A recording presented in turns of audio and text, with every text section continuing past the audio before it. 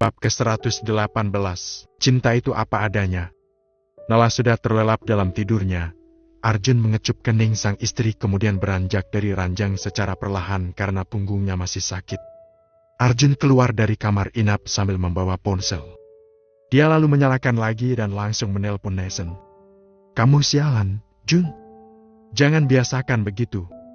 Ucapkan salam, Nesen." "Assalamualaikum." "Waalaikumsalam. Kamu sekarang adalah adikku jadi kamu harus lebih hormat lagi padaku, jangan seenaknya sendiri." "Iya, kakak ipar." "Ah, kenapa sih setiap kata yang terucap dari mulutmu terdengar sangat menyebalkan?" "Sudahlah, Nat. Aku gak mau ribut lagi denganmu. Ada hal serius yang mau aku bicarakan." "Tunggu. Sebelum kamu bicara, aku mau berbicara duluan." "Baiklah, apa yang mau kamu katakan?" "Jujur saja aku sangat bahagia. Terima kasih karena akhirnya kamu mau membuka hati untuk Nala. Aku tahu dia sangat mencintaimu, jadi aku mohon padamu jaga dia. Tapi ada satu hal yang membuat aku sedikit cemas." "Hal apa yang membuat kamu cemas?" "Karakter kamu. Aku tahu kamu bukan tipe lelaki PK yang ramah.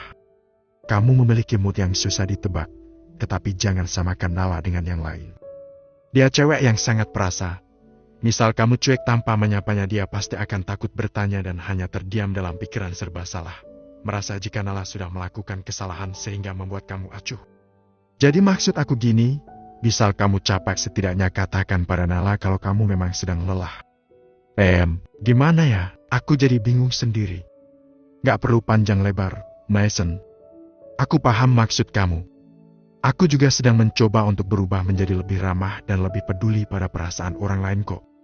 "Syukurlah, kau tahu aku sangat cemas." "Aku mah sudah sangat paham dengan sikap kamu." Sedangkan Nala, dia cengeng dan selalu memikirkan apa yang dikatakan orang lain. Iya, sekarang giliran aku." "Apa? Kamu sudah mendengar cerita mengenai Nala diculik?" "Sudah. Helmi tadi menelpon aku."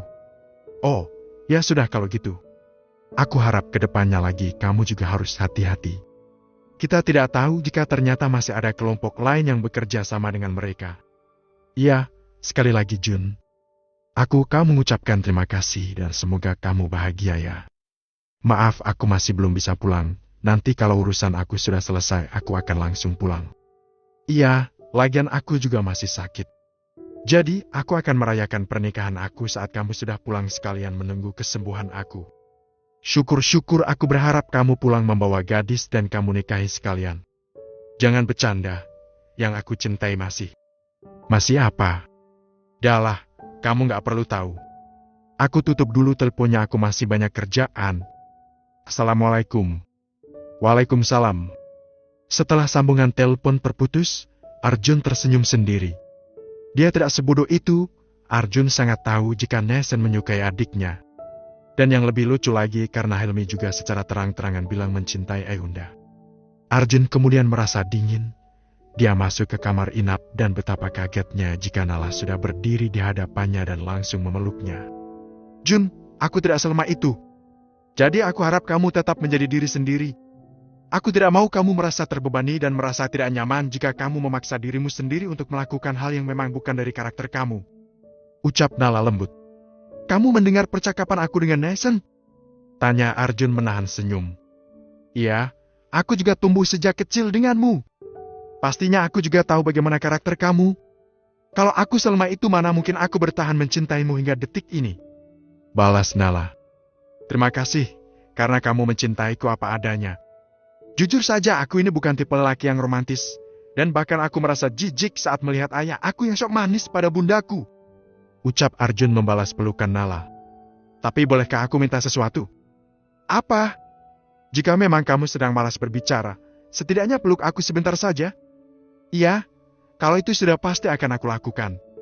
Aku lelaki yang tidak suka banyak bicara, tapi aku lebih suka menunjukkan dengan perbuatan," jawab Arjun sambil tersenyum. "Jun, sebenarnya kalau kamu mau tersenyum kamu sangat manis sekali," ucap Nala. "Makanya aku tidak suka tersenyum, karena membuat para gadis jatuh cinta dan itu sangat merepotkan," jawab Arjun tertawa. Nala tersenyum, entah kenapa dia merasa semua ini seperti mimpi. "Kok bengong? Masih merasa mimpi lagi. Kalau gitu biar aku cium agar sadar. Canda Arjun. Jun, kamu tidak perlu menjadi orang lain untuk membuat aku bahagia. Aku malah merasa jika kamu berusaha seperti ayah kamu malah aneh. Ucap Nala. Yups, benar sekali. Aku sendiri saat mengatakan gombalan seperti ini ingin aku gigit lidahku sendiri. Tawa Arjun. Jangan konyol, lebih baik kita makan yuk. Ajak Nala. Aku memang lapar, tapi aku seorang pasien yang lemah sekarang. Duduklah yang patuh, aku akan menyuapimu. Naesen tidak bisa fokus bekerja, padahal masih ada banyak yang harus diselesaikan. Mataku lelah sekali jika terus melihat layar laptop, aku juga kelaparan. Sebaiknya aku keluar mencari restoran halal yang enak.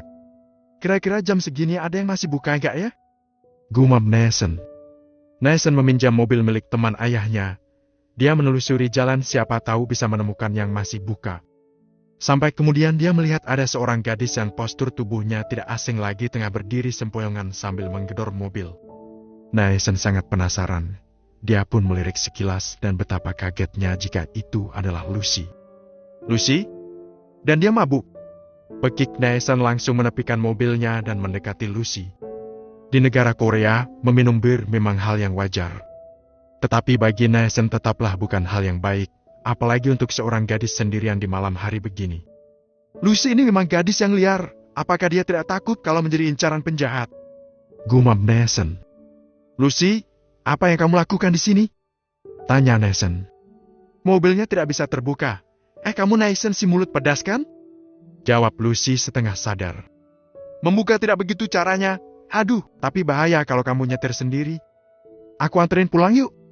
Dan tinggal saja mobilmu di sini. Aku bisa, tenang saja. Tolak Lucy. Lucy, kalau kamu menabrak pohon tidak masalah. Tapi bagaimana jika kamu menabrak orang? Sergah Naesen. Dasar mulutmu pedas. Umpat Lucy. Siapa sangka jika Lucy langsung pindah ke mobil Naesen tanpa pikir panjang. Naesen menyusul. Dia ingin minta maaf tetapi merasa percuma kalau Lucy saja oleng. Di mana rumah kamu? Lurus saja, nanti akan aku beritahu saat berada di belokan. Jawab Lucy sambil memejamkan mata. Tapi sungguh sial, Nata rupanya sejak tadi hanya muter-muter di tempat yang sama hingga 3 kali. Dan parahnya dia baru menyadarinya. Lucy, kamu bisa serius sedikit tidak sih? Ini bukan candaan dan aku lapar. Pekik Naesen menahan kesal. Tetapi Lucy tidak menjawab dan sudah tertidur pulas. Astagfirullah, kenapa aku maunya disusahkan oleh dia? Kalau begini sebaiknya aku tinggal di jalanan saja, apa aku bawa ke apartemen aku? Gumam Naesen pusing sekaligus kelaparan.